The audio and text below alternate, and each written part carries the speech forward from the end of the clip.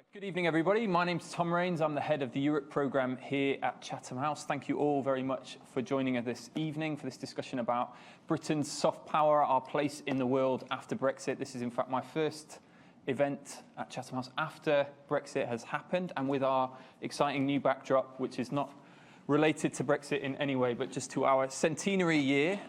Chatham House is 100 years old this year, so this is a special year for us, and I think an important time for us to be talking about Britain's role in the world, which was key to our founding 100 years ago. This event is on the record. It's not under the Chatham House rule, and it's also live streamed. So I would appreciate if you could keep your phones on silent. You don't need to turn them off, and you can tweet about the event. There's a hashtag on the side, which should be CH Events. I'm delighted this evening for this discussion that Penny Mordaunt has come to join us. Penny has been the Conservative MP for Portsmouth North since 2010. She's had several different roles in government and in the cabinet. She was Secretary of State for International Development from 2017 to 2019 and Secretary of State for Defence in 2019. And since then has been writing a book and getting re-elected to her seat in the new Parliament. And we're going to talk, I think, for about half an hour or so about some of the issues we'd like to discuss around Britain's position in the world, and then we'll open up to questions from everybody. So Penny, thank you so much for joining us this evening. I think it's a sort of obvious place to start with Brexit and with Britain's decision to leave the European Union. And you were a supporter of that decision and campaigned for the Leave vote. How do you think that decision to leave the EU and the fact that that process has now been, at least in its first phase, withdrawal has happened, it's sort of an irreversible process in the short term at least. How do you think that has affected Britain's reputation internationally? Do you think how's it affected perceptions of Britain around the world?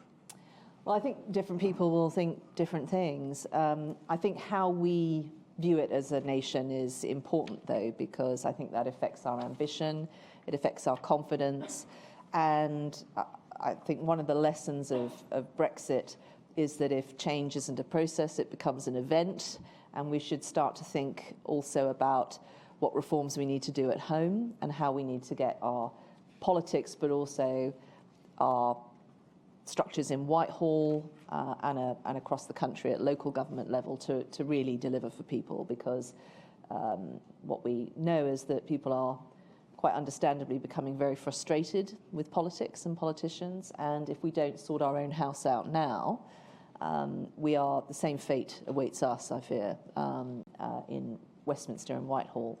So I think that's what we need to take away from this whole episode. But I personally, and I've said this throughout the last few years, painful as they've been, that I do genuinely think that although it has been, we've been through the mill as a nation, that we will look back at this moment with immense pride.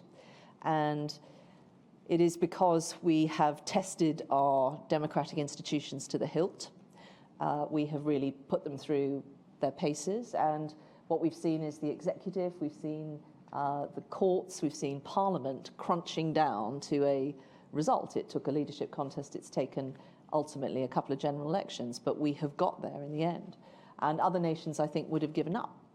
Plenty of people thought of giving up halfway through. Indeed, but we didn't. And I was very struck that, and I said this in Parliament, that the greatest act of patriotism was not people like me who voted to leave. It was people that voted to remain and accepted the democratic result. And I think that that's actually a source of huge pride. I think we should be really proud of that. I don't see us as a divided nation. I see us as a nation where we have discussion, we have debate, we have division in the sense of we value plurality of thought, but ultimately we are a democratic nation, and we feel that very strongly, and we have great, strong institutions. I will take that over nations where there's no dissent or division or democracy. And I think that is something that we should all be genuinely very proud of. But we can't expect other people to be confident about us unless we're confident in ourselves. So what we need to do now is to make a success of what we've done. And we've got to, obviously, a huge amount of work on the international front, on trade, but we've also got to make sure we deliver on the domestic priorities as well. And just on this, just because I think a running theme in this conversation will be a connection between the sort of domestic aspects of our politics and our international ambitions. I'm just interested in this question around democracy, because I think that's historically been a key component of Britain's soft power, the Westminster institutions, the Westminster model of democracy.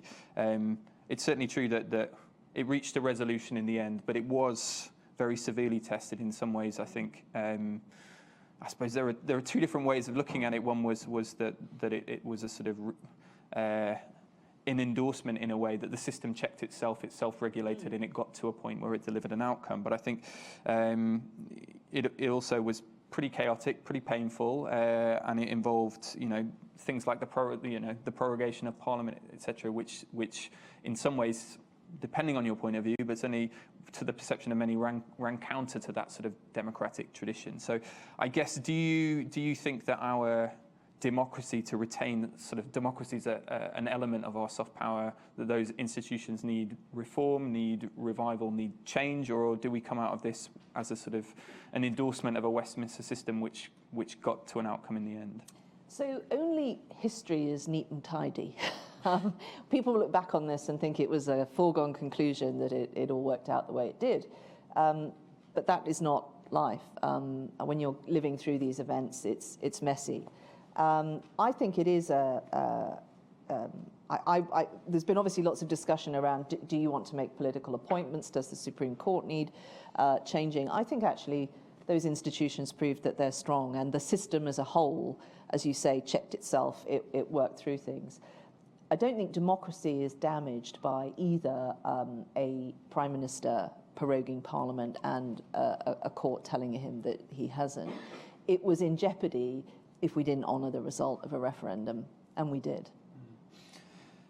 Now we're outside the EU. What do we need to do differently as a country to sustain our influence or grow our influence internationally if we're to thrive? Well, obviously there is going to be lots of focus on doing those trade deals, and that is going to be a major part of what government needs to focus on and making a success of that. I do think, though, that we have to reflect on the things that haven't worked. Our capacity in Whitehall, and I don't just mean about the structures of departments and those sorts of things. I mean our ability to actually move at a pace that business and science need us to move at, and really being aware of just what it is going to take for us to deliver on particular things, whether they are on our domestic priorities or whether they're internationally. I have obviously been a champion for not on the international front, on us being able to use the budgets that we have at our disposal in Whitehall in a much smarter way, much more partnership work with our great institutions, and then domestically really focusing in on each of the sectors. So I've long thought, if we had a better way of working in the public sector with the private and with the third sector, we would really create a Jupiter sling effect that could actually deliver the resource we need to do some of the things on our wish list. So and Parliament and Whitehall really are not where they need to be. Those are the things that I would focus on. But it's not about tinkering with the Constitution. It's really about a whole variety of things, training, also what we teach in our business schools as well. Just the volume of, because it's not just political leadership that's in trouble, it's leadership everywhere that's in trouble. We've got to look at what we're teaching in our business schools. Ethics, there's huge ethical lapse across every sector from our leaders. And we've got to really make sure that we're not limiting our ambitions by what's in the Treasury coffers, because that is not sufficient. We've got to find ways of creating national missions that we can all get behind, and getting a bit of confidence back too. I guess we wanted to focus this evening's conversation. I'm sure it will be kind of broad-ranging, but on soft power, which is a term which emerged in the international relations literature, and I think has been sort of used to mean slightly different things to different people. What do you think of as Britain's soft power, and what are the elements of it? Well, I was very struck when I was at DFID at just how much we had to offer as part of the work we were doing there, and it ranges from the City of London and our financial services sector, through to our creative law, through to our incredible science base. It's everything that we do. We really do have just incredible opportunities to support both democracy but also the good stewardship of capital, which I think are the things that make up our global mission. That is what we should be doing as a country. And also, I mean, not just these institutions, but also the great British public as well. The number of people that volunteer, the number of people who are involved in international organisations and charities, who are contributing to things whilst sat on their allotment. They're helping tackle. Well, it could well be. I don't think he's necessarily involved in some of these schemes, but I would encourage him. But helping African farmers increase their yields. I mean, it's amazing what we do as a country.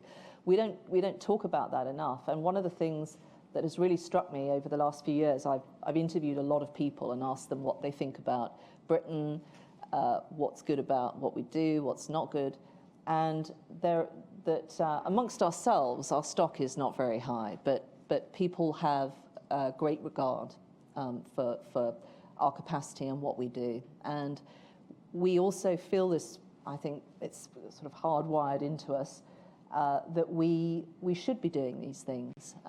People get annoyed when they see situations going on in the world. They want us to get involved. They want us to go and help, and that has run counter to, the feeling that we can't trust politicians to deploy our troops, and we shouldn't be spending the aid budget in the way that we do. Despite all of that, the British public still feel that very strongly. They want to go and help, and you see that in what they do personally with their money and their time, but also, my mailbag as a politician. There's also probably, though, some countervailing currents in public opinion which see, the last 20 years of military interventions, for example, or, to take DFID as an example, it's, not always the most popular aspect of government expenditure, I think it would be fair to say, and receives plenty of sort of tabloid criticism, etc. So how do you build a public that supports the sort of mission-based foreign policy that you're describing? So I think the public are way ahead of us. I think the public do support that.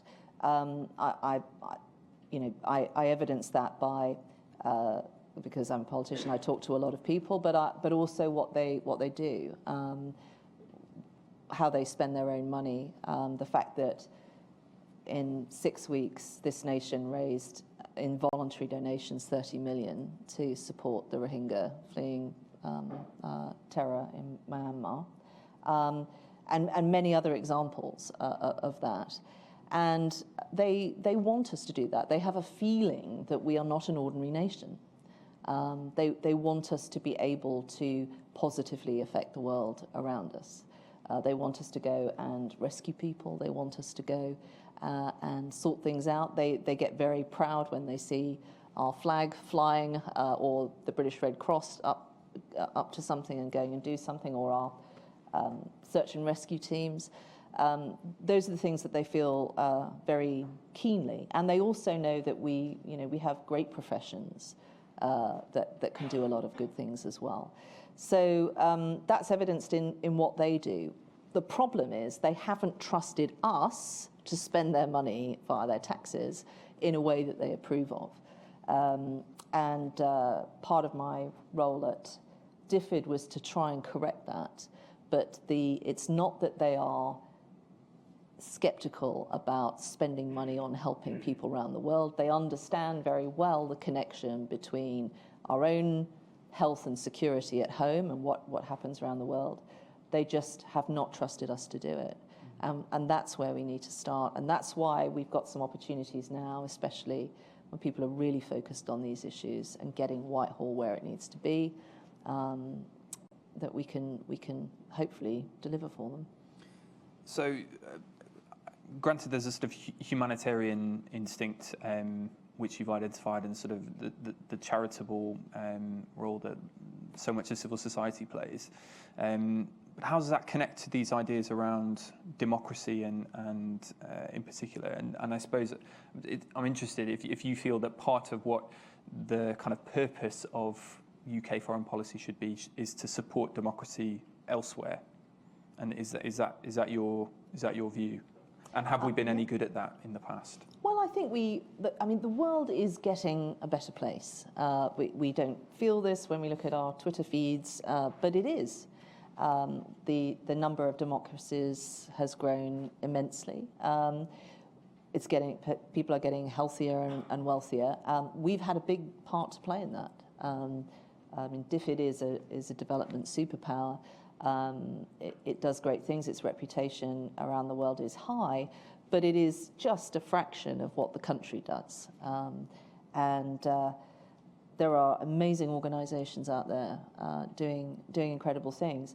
I think we need to recognise that, as well as the charitable aspects and people running education programs or vaccination programs or all of those things, it's also about civil society as well. I really learnt that when I was Secretary of State, that having a free press, civil society space is shrinking. It's a problem. Protecting that, we do a lot to protect that. I think that we could. There were some things that we could do which would help us do that better. Really identifying who are the human rights defenders we want to be able to protect, devising ways that we can quickly give them sanctuary. Those sorts of things I think we could do more on, but we've done a huge amount. And when you ask people outside this country what we've done, they have a clearer view of that than perhaps we do at home. So we shouldn't be shy about saying it. That's interesting. And do you think, given we've had a decision last week which sort of showed some of the pressures the UK might face in some of its international relations in terms of the Huawei decision, and that was sort of a balancing act really between the US and China, do you think that the UK might end up paying a political cost in other areas for having that sort of foreign policy that's quite ethically driven? I'm thinking, for example, in a world with some quite difficult political choices for the UK, are we in a position to sort of to play that role, for press freedom advocates in China, for example, or we haven't been terribly vocal on Hong Kong, for example? Are we willing to pay the political cost that it takes to show that sort of leadership? Well, I think we should. I think the world is a complicated place, and we're going to always be under pressures and short-term pressures, but that a fine balancing act between particular nations. But if we don't have a good, clear idea about what we're here to do, what's in our own interests, and I don't mean short-term interests, but long-term interests, we will get lost. And I think that we need to really. I always think that the Foreign Office hasn't really found its feet and hasn't really got the strategy that it needs. It hasn't, in Whitehall, it hasn't really settled down and figured out what its role is compared to the national security apparatus in Whitehall. And I think it's those the meta strategy that sits behind. We're going to do this with China, or we're going to make sure that these two countries don't, get allied, or we want to see progress on civil society. That's That's not the strategy that we need, level that we really need the focus on at the moment. And we do now have an opportunity to reset things, and that is going to take some changes in Whitehall, but it's also going to take us having a long, hard think about what it is we're here to do. Certainly, there are some people in Number 10 who seem quite determined to shake up the way that Whitehall operates, and you've worked in a number of different government departments. What do you think of the discussion about the position of DFID within Whitehall? Is it your view that it should remain an independent department, its own Secretary of State, and operate kind of, collaboratively, but ultimately independently from the Foreign Office? Or, there is this historically, it's sort of gone in and out of the Foreign Office's remit. What would be your view on how to sort of align foreign and development policy? So if Whitehall needs a shake-up, but if we start by talking to Whitehall about Whitehall, we won't get the right result. What Whitehall has been bad at is really having good two-way communications with the other sectors, with business, but also with social enterprise and the charitable sector.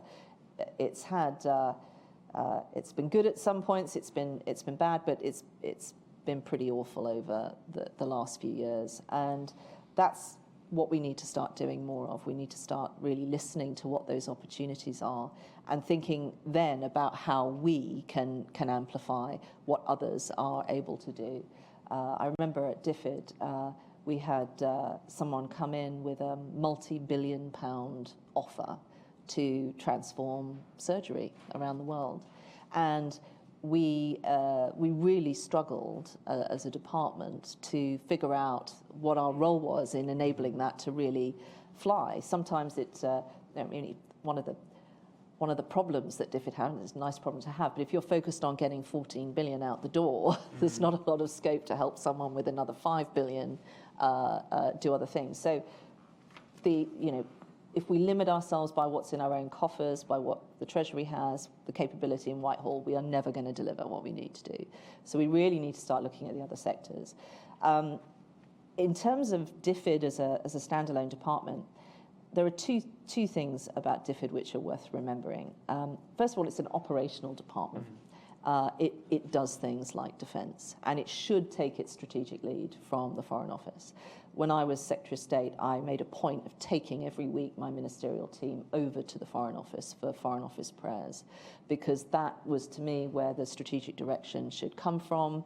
And we prayers here means a sort of it's a weekly meeting. Yeah, right? It's a sort of weekly meeting where people chat about what's going on in the world and figure out what we should do about it. So that is important. DFID also, unlike other departments, normally other departments have a sort of hierarchy.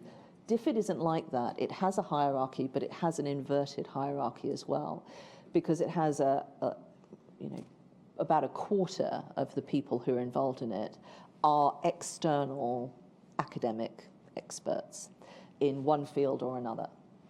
And so you have policy pushed up, but then it hits this cadre of policy experts, and that's how DFID ensures it's doing quality work.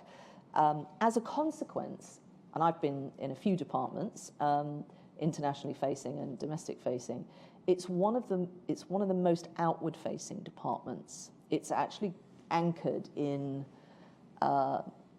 the expertise that's out there and people that are doing very, very practical things and grappling with all sorts of issues. And that's a big asset. Just by moving people into another building, you're not going to gain anything.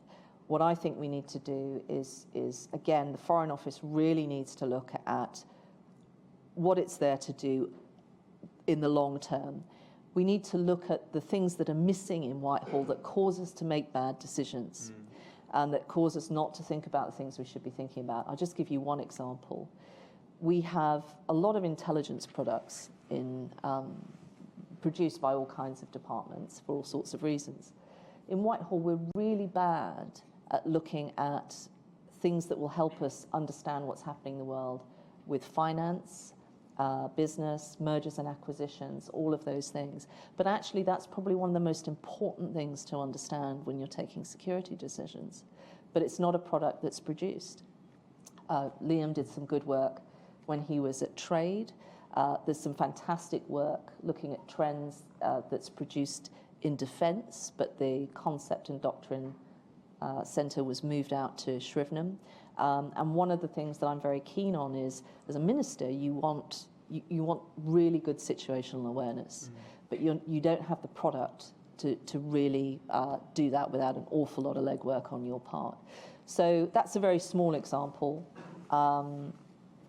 I've bored everyone to tears about how you use ODA money better, even within the rules that the international rules. Treasury constrains how you can use it, and that makes it very ineffective. You could do so much more if you took a more sensible approach to that. I've got lots of examples about how to do that. But those are the very tactical things. But it's the strategy that we've got to crack. Okay. And in terms of making Whitehall work better or having a more coherent government approach, one of my frustrations, I think, in looking at aspects of the UK's sort of international ambitions is that sometimes they jar against what we are doing domestically. So we have a government which in the past has had a very big narrative of an open global Britain, at the same time in some areas around, for example, visa policy, that's been very restrictive. We even find at Chatham House it's difficult to get, people to come to events, business leaders to get visas to come and speak here at forums that we have, for example. So there are elements of domestic policy which actually kind of actively undermine what we're trying to do internationally. Another example, we had when the UK hosted the G8 summit, there was a big push on sort of tax transparency and lost taxation, and the UK has yet to really seriously get to grips with the role of our own overseas territories in that issue. So I just wonder, do you think, is that just inevitable, the sort of natural product of competing politics? We've got domestic politics and international ambitions, and domestic politics is just going to win? Or is there a way that the UK can have, if we want to have, ambitious trade deals, that might involve greater openness on visa policies if we want to have services, etc. Are we willing to make those trade-offs? So now there is no excuse for not thinking about these things. I think part of it wasn't, a physical obstacle, but because certain things that you did were constrained in a particular way because of our membership of the EU, people haven't thought these things through. It was only actually until the last few years that DWP was much more focused on actually what workforce we needed, looking across each sector, where were the skills gaps. We've never been very good at training up the people we need in healthcare or engineering or those sorts of things. So we've been not great as a nation for doing that. But now there is no excuse for not doing that. And as we have approached the moment of Brexit, there has been work going on in departments to really do that legwork to make good decisions. I think if you have the objectives of supporting democracy and the good stewardship of capital, and retaining people's trust in both those things, you really do have to get a grip on some of the issues around taxation. And we are well placed to do that as a nation. People trust us. We have great expertise in that field. So it's obviously very difficult politically in some areas, but I think we need to pursue that. We do something we can do to help. And I also think that, again, if we've got a clear view about what the nation needs, and there's a clear understanding, because the purpose of national missions is not just to figure out in Whitehall what you need to do and put it in a drawer. It's to say to everyone that you want to contribute, what we're up to. And I really do think, when people enjoy a movie or hark back to a particular time in our history, it's when people have really understood how they can contribute. People are frustrated about politics, not because they think all politicians are dreadful, although actually that is a widely held view. It is that they have answers and they want to help and they can't, and we don't let them. So that's what we need to focus on. Can I ask you just on migration policy specifically, because on this theme of soft power, I think that's been one of the challenges to the UK's reputation over the last few years, partly based on things like the hostile environment policy and the perception that we've been very hardline on migration policy, but also the role that immigration and perceptions of immigration policy played in the referendum debate. Obviously, we will end freedom of movement now. There will be a new UK migration policy. So I suppose, do you accept that our kind of national debate about immigration has affected our soft power, and what can we do with migration policy in the future to address those issues? Well, I think we again, different people will have different perceptions based on in part on their own interests in what we're doing. I think we have got to work hard at this, and it's been a narrative throughout the whole of the last few years that we are going global, and we have to articulate what that actually means. We also have to mean it. Absolutely, we do. And you're absolutely right. It's been ridiculous in terms of, barriers to scientists, to all sorts of people that we want to be able to come and collaborate. I've had difficulty getting people for government meetings and so forth. It's our visa system. It's not just about the policy. It's actually about how fast it is, how competent it is, all of those things that we have to improve on. I do think, though, we have on other areas, and including the work that we've done, obviously big issue in the news about refugees, that we have had the right policies in place. But again, if we could use our resources better, we would have a better story to tell on those fronts. I'll just give you one example. When I was trying to reform the DAC committee rules, the international rules about how you can spend ODA, I, rather than spend years arguing the case for a minor rule change, I think the reverse graduation changes we got so that we could help Caribbean islands flattened by hurricanes took 3 years at least to deliver, not fast enough. I floated the idea that we could approach the committee just with a concept that we thought would do good in the world and see whether we could get these changes to happen faster. And part of the problem with taking, as we wanted to, high needs individuals out of refugee camps and use our expertise and resources to help those individuals was that the burden on local authorities was enormous, and as a consequence you didn't get everyone running to do this. You had several places that did a huge amount and others that did nothing at all. But if we could use ODA money for capital costs for those individuals, not to spend on anything else, but for those individuals, you would then open up all kinds of possibilities for our own charities and domestic-facing charities, places like MenCap and Scope. So could we not have used some of that money to actually create some amazing facilities for high-need refugees and their families, but also used, with other pots of money, for British children with disabilities? Couldn't we have funded healthcare professionals to support both those families? What an amazing story that would tell for our sanctuary cities. So again, sensible things that would enable us to do more, and that we would want to do that for those individuals, but also enable us to cover off some of those domestic priorities which currently we're nowhere near delivering on as well. So there's just smarter ways of doing this. Okay. I think we should open it out to the audience. Lots of interesting topics that we haven't got into yet. So I'm going to take some questions now. If you could just introduce yourself at the beginning, so we know who's asking the question. Try and keep your question reasonably targeted and short, much as we enjoy speeches at Chatham House. We prefer questions at this point. And I will try and get a mix from around the room. So, yeah, there's a gentleman at the back here. Yeah, right on the back row. Thank you. Thank you.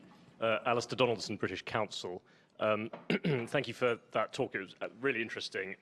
The UK clearly remains a soft power, a leading soft power in the world, but we're finding increasing competition from places like China and Russia pumping in huge resources into their soft power, and also friends and neighbours like France, who are much more strategic in the deployment of their soft power assets. Do you think that the UK should coordinate its soft power potential more, and if so, how? Are you taking? Let's just go one at a time for now, and Okay. then we'll group them. So I think that it's interesting you focus on sort of the infrastructure side of things with China. Obviously, they have a particular vision and agenda. I think a lot of nations are getting wise to some of the things that are coming along with that. That was very clear to me, that people feel that if they can, they should resist some of the offers that are made. But obviously, it's a difficult position that individual politicians are put in. My argument with what China was doing, and I think we have had some successes in changing how some of the behaviour that China was exhibiting. So when I was at DFID, the World Bank came under my remit, and we had some success with diluting our shareholding to letting China actually take some of that and move from being a recipient to a donor nation at the World Bank. Alongside that, I was very vocal in encouraging them, because of the Belt and Road Initiative, that they ought to, it was in their interest to invest more in both humanitarian but also global health security. And they had an interest in that. We'd worked with them, not in my time, but on Ebola in Africa in 2013. But they've got particular research centres that would indicate this is an area of interest. And if their ambitions with the Belt and Road are there, then they should be focused on that. So I think that we can try and change some of that behaviour by incentivising, by arguing, by co-funding, and doing those things. But I think, nations are becoming wise to some of the other things that come along with what they're doing. France was always incredibly impressive when I was at DFID. I would go to many conferences, and we were paying enormous sums, and there was no none of our flags up, and France would just tricolores everywhere, and they just paid for the tea. So they're very good at they get a very good soft power return on what they do. And they are very strategic as well about where they're going to operate. But I think we do things that they can't. We are a nation that provides a bridge between nations that might not otherwise be able to have a dialogue or have a partnership. That's one of the things that I think we really do bring to the table. We can go and broker deals, we can go and do some of the tough stuff that I think other nations can't. And I think that that is a very great thing. There are many things we need to do to ensure that we have the skills to do that. And I also think if we can create these national missions and we can articulate them in a way that lots of people understand, we will increase what we have in our soft power offer, if you like. I also think we should look at where the opportunities are over the next few years. I mean, everyone has been talking about the BBC, Normally when the BBC talks about soft power, it wants some more money for particular stations or particular programming. But we ought to be thinking about this in a much broader way, about English language teaching. We have a huge shortage across the world. I think last count, we're about 60 million teachers short of reaching the global goal 4.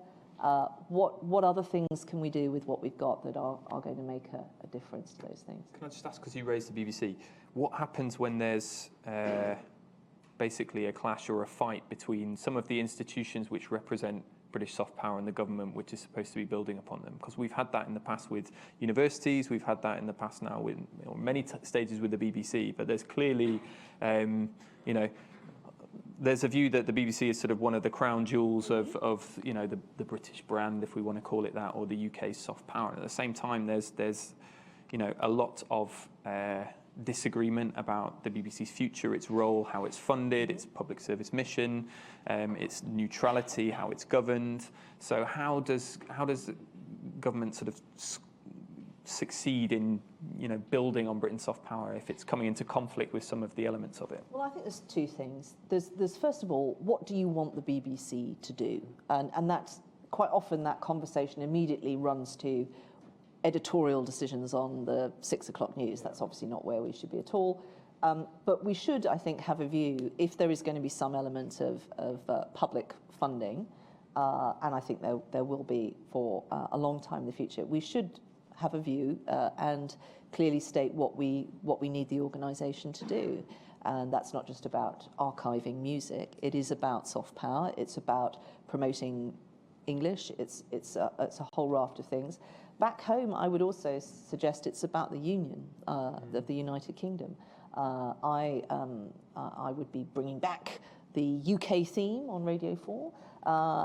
That was debated before I got into Parliament, but I think that those are the sorts of things that are celebrating and strengthening our culture and the regions and nations of the UK. I think those are the sorts of things that we should be having a clear view about as government, but it's also we're reflecting the people's views.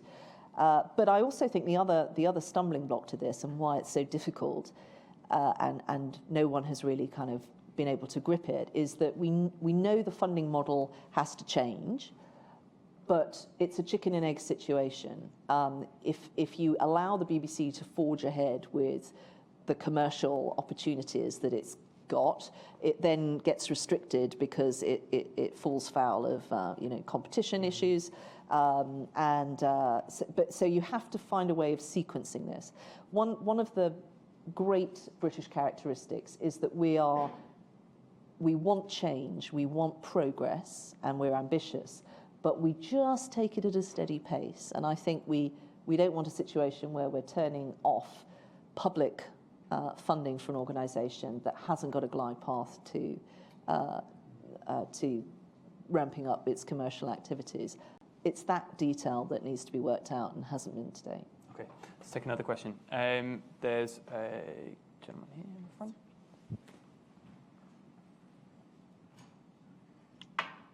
Good evening, Lou Reitman from Business Intelligence at Kroll.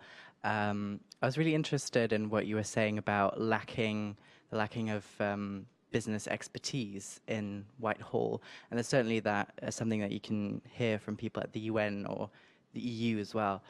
Are there any concrete ideas, any concrete things that you can think of that could be done to change that? How do we get more business expertise into Whitehall? So I recently, as part of the preparation for the book that I've been doing, I've done a session with... You've been very restrained in I know. I'm not going to talk about it tonight. But I've done a lot of work with organisations asking them that specific question. And what can business learn from government and what government can learn from business? And I did a session recently with the CBI on this. I think that we need to be, first of all, helping our civil servants who we always have an image of Sir Humphrey. There's a whole variety of different individuals involved in the civil service, but I think we are missing a trick in actually how we prepare them. Not just experience of business, but in particular social enterprise, which I think if we're going to deliver both internationally and domestically, we need to have a huge revolution and really start to enable more of these enterprises to deliver, because they are so much better at doing that. We need to help our civil servants get educated, and part of that is also about them not being hoovered into Whitehall. It's about enabling them to stay in the regions and do some very, very practical things. One of the people who I really admire and I've learned so much from in terms of getting things done is Andrew Mawson, Lord Mawson, who is a very, very practical person, and he doesn't write strategies. He gets communities together and actually starts to do things. And that is actually how business operates in comparison, if I'm being rather unfair, to Whitehall, which is about having a strategy, testing it, and not starting and not connecting people up. I also think we need to spend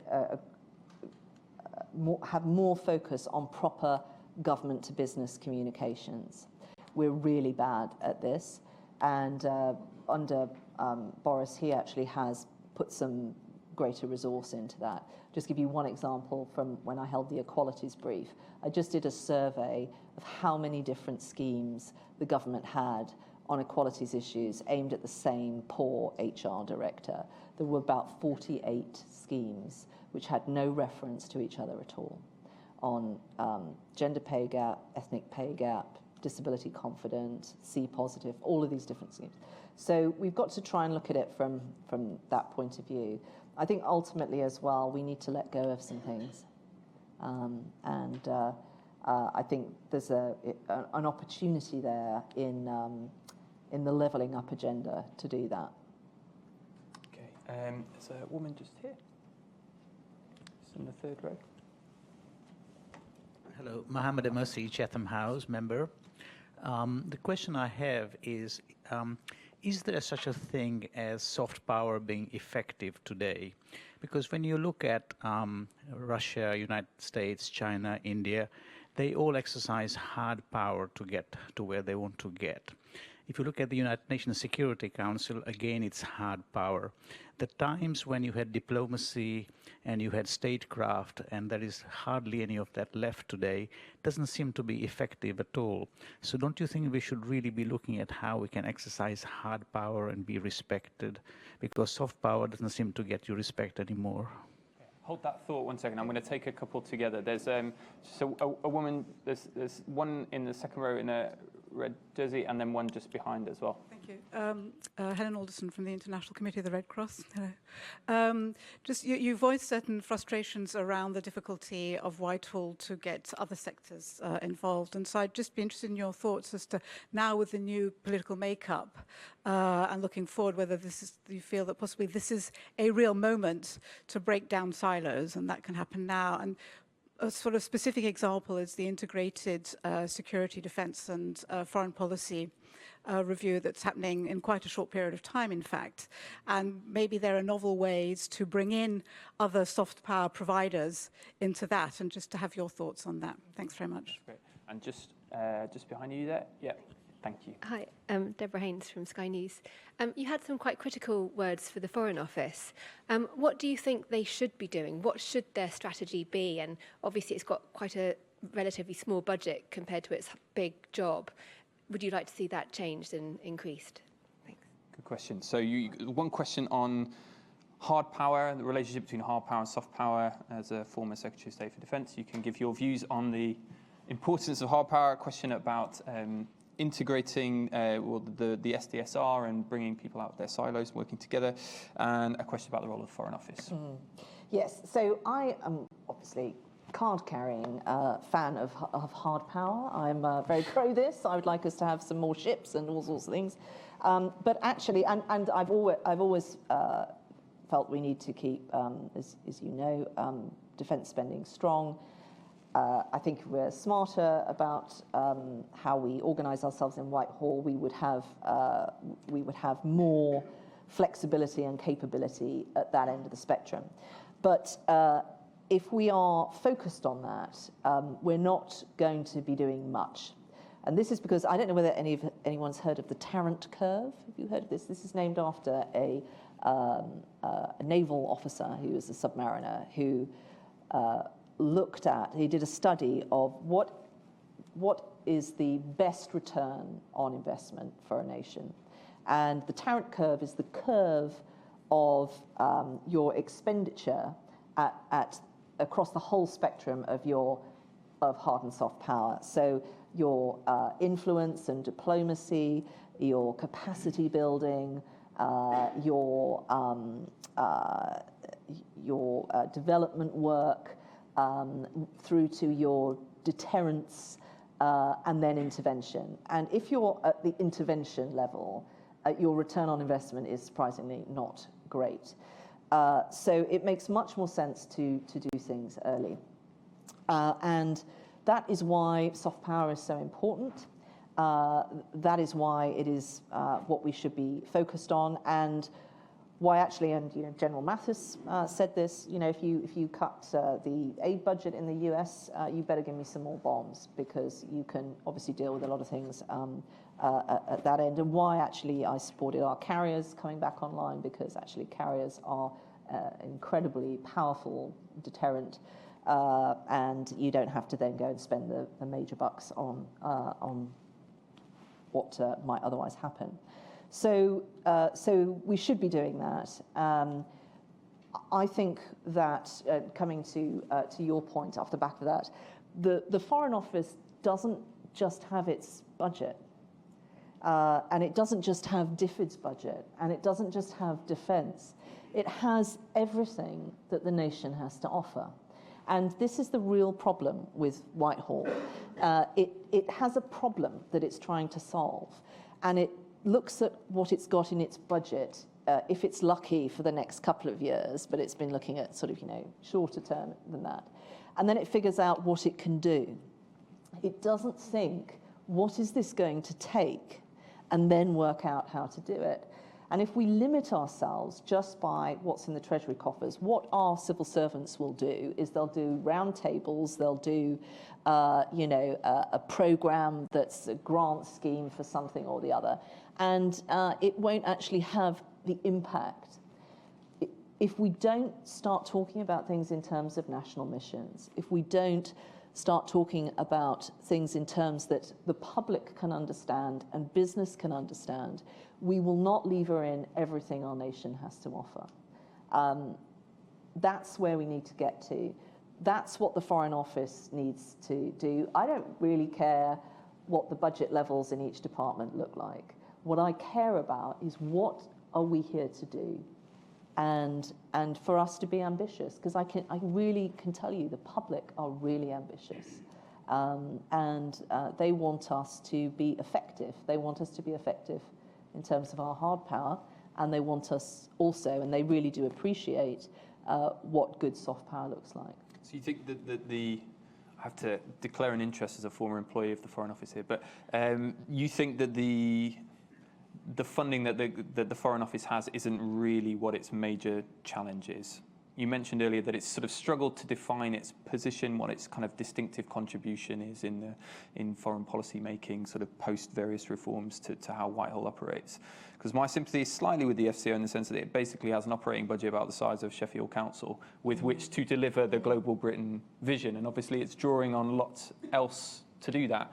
But it does feel as though that is a bit of government which has been sort of allowed to atrophy to some degree over the last 2 decades. So let me put it this way, and when I speak to a Whitehall audience, and as obviously as in Secretary of State's posts, I did this quite a lot. And if you go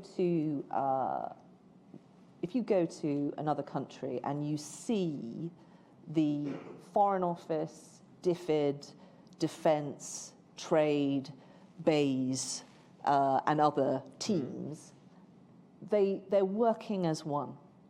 And they share information, they understand what they're trying to get done.